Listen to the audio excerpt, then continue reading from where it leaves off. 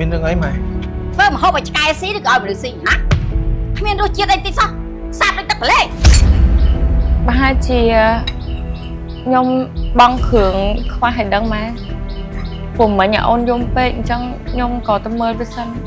តែមុននឹងដួសមកមិនក៏មិនភ្លក់មើលថាវាឆ្ងាញ់ឬក៏មិនឆ្ងាញ់នោះធ្វើការអីមិនដែលទទួលខុសត្រូវទេបើតែម៉ាក់ហ្នឹងកំថាអញកាច់ណាអត់អីខ្ញុំយកទៅថែមគ្រឿងវិញមិនបាច់ទេអញគ្មានអារម្មណ៍ស៊ីទៀតទេម៉ែប្រាប់កូនតាំងពីមុននាំស្រីនឹងចូលផ្ទះម៉េចប្រាប់ថានាងនឹងជាសម្រាមទេ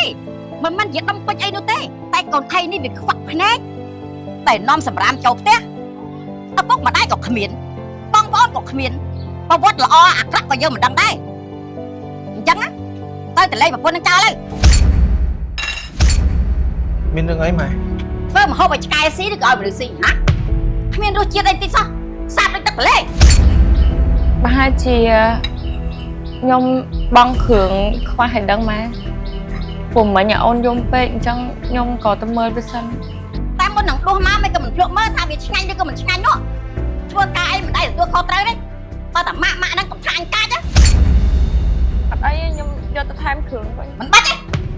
អញគ្មានអារម្មណ៍ស៊ីទៀតទេមើលបដៅប្រពន្ធឯងស្រួលបួនផង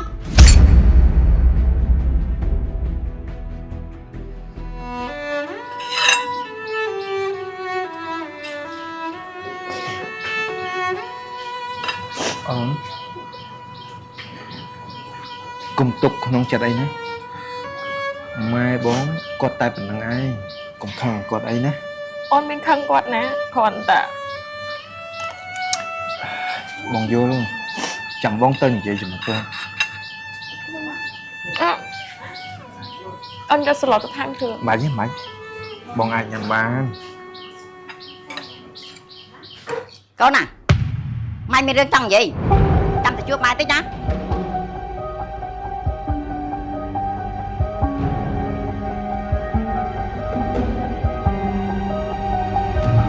កហ៎ម៉ែមានរឿងអីលេងប្រពន្ធខ្លួនឯងចោលហើយ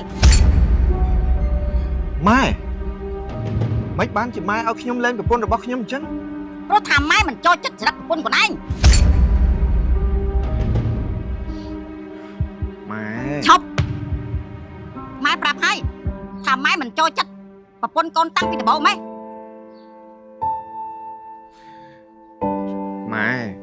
ចុះខ្ញុំបាននិយាយជាមួយម៉ែហើយតែហើយម៉ែក៏ម៉ែយ៉ាងម៉េចម៉ែប្រាប់កូនតាំងពីមុននាំស្រីនឹងចូលផ្ទះម៉េចប្រាប់ថានាងនឹងជាសម្រាមទេមិនមែនជាដុំពេជ្រអីនោះទេតែកូនថៃនេះវាខ្វាក់ភ្នែកតែនាំសម្រាមចូលផ្ទះឪពុកម្ដាយក៏គ្មានបងប្អូនក៏គ្មាន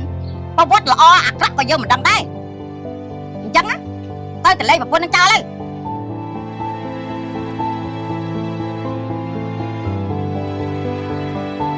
ហើយម៉ែនេះខំឲ្យកូនណារៀនមានចំណេះដឹងជ្រៅជ្រះដើម្បីធ្វើអ្វីមួយនេះចេះប្រើខួរតែពេលនេះកូនណាមិនបានយកខួរមកប្រើទេម៉ែចង់និយាយយ៉ាងម៉េចក៏បានតែខ្ញុំមិនអាចលេងប្រពន្ធរបស់ខ្ញុំបានទេណាម៉ែក៏ដឹងថាខ្ញុំកំពុងតែមានកូនខ្ញុំមិនមែននៅខ្លួនមួយដូចពីមុនទេណាម៉ែខ្ញុំខ្លាចជាឪពុករបស់គេ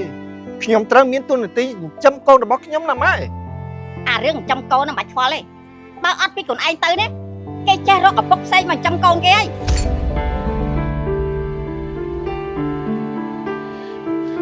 ម៉ែ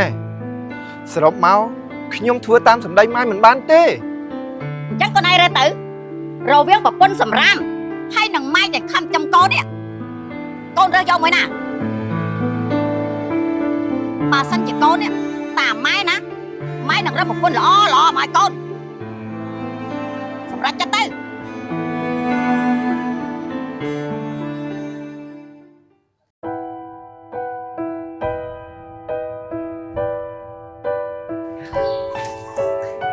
អូ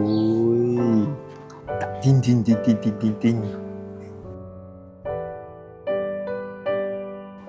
បងហ่าមិញម៉ែហៅទៅនិយាយគេអូអត់មានរឿងអីណា nè ủa một đôi nạc kia vậy hả hả បងហ៎ ហឹម សួរមួយបានអត់ ban cả បើសិនជាមានអ្នកប្របែកបងពីប្រពន្ធកូន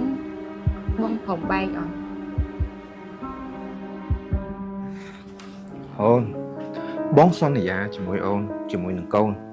ថាបងមិនព្រមបែកពីអូននឹងកូនទៅណាទេជឿតែបងទៅណា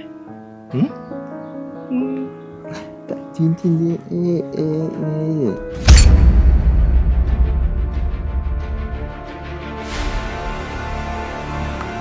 បាយមើលអូនសិនណាអូនទៅលាងឆ្នាំងតិច អូខេតាជីនជីនអេអូមកកាត់ដល់ណាគេហ៎ហ៎ហ៎ហ៎ហ៎តាជីន អូនណា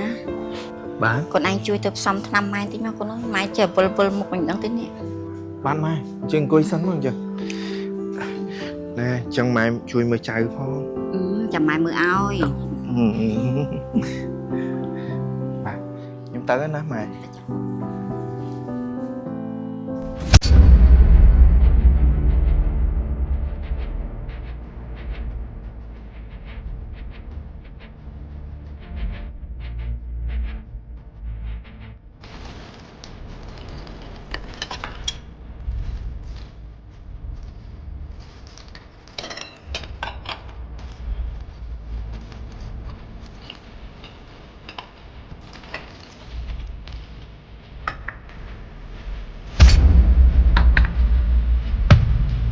ម៉ែ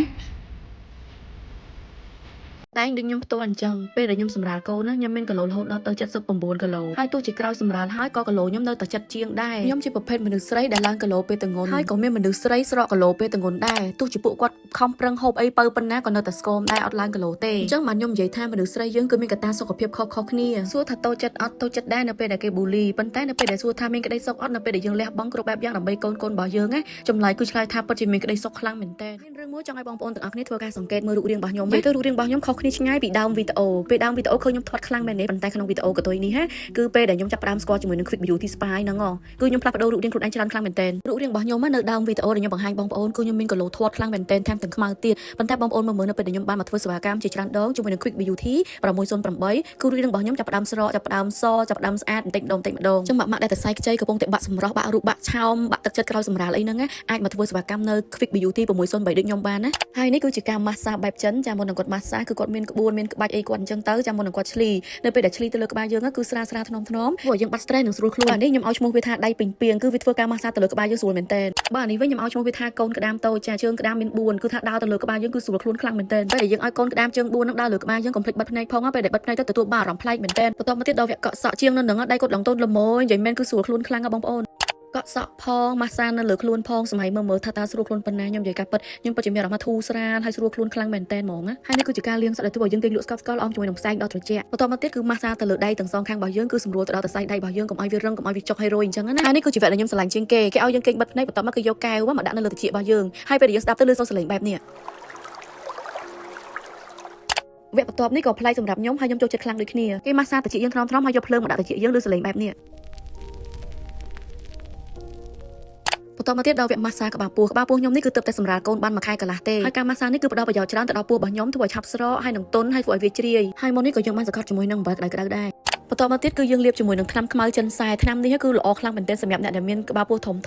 សល់សបុកពោះក្រោយសម្រាលធ្វើឲ្យក្តៅហើយឆាប់ស្រកទៅវិញលឿនហើយនេះគឺជា step ចុងក្រោយបន្ទាប់ពីយើងធ្វើគ្រប់សេវាកម្មហើយគឺមានជាមួយនឹងការរឹតថងហើយនឹងរឹតហ្គេនឲ្យយើងធ្វើឲ្យពោះយើងក្តៅភាយហើយឆាប់ស្រកលឿនមែនទែនចង់ផ្លាស់ប្ដូរខ្លួនឯងម៉ាក់កុំភ្លេចជ្រើសរើសជាមួយនឹងសេវាកម្មនៅ Quick Beauty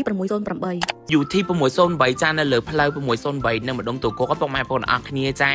និយាយទៅបើសិនបើយើងមកពីខាង stop តឡោកបែកនៅខាងឆ្វេងដៃបើសិនបើយើងមកពីរង្វង់មូទូកកចាគឺនៅខាងស្ដាំដែរ